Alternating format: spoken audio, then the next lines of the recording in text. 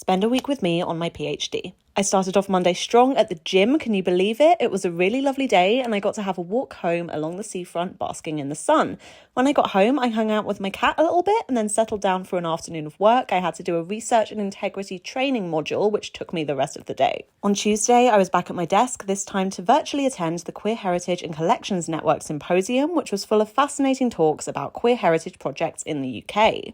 I also did some silly post-it note crafting while I listened. I had my lunch break and cuddled my cat again before attending my afternoon session, which was an intro to archival research run by the National Archives. It wasn't super useful to me personally, but it was nice to learn more about their collection and especially their online catalogue. Then in the evening, I popped out for groceries and it was so cold. I started Wednesday with a trip to the laundrette and I was reading this graphic novel about Juna Barnes. And then I was back at my desk again. This time I was trawling through scans of Spare Rib, which was a British feminist magazine. I was looking for craft or lesbian-related content specifically, and I did find a few useful things. It was freezing though, so I had to put on my gloves. Then in the evening, I was heading out to a queer line dancing event, which was so much fun. It was really nice to go and socialise and see my friends, especially because my wife had been away this week, so it was a much lonelier week than usual. I hadn't been line dancing before, so it was a really novel experience, and I think I got into the spirit.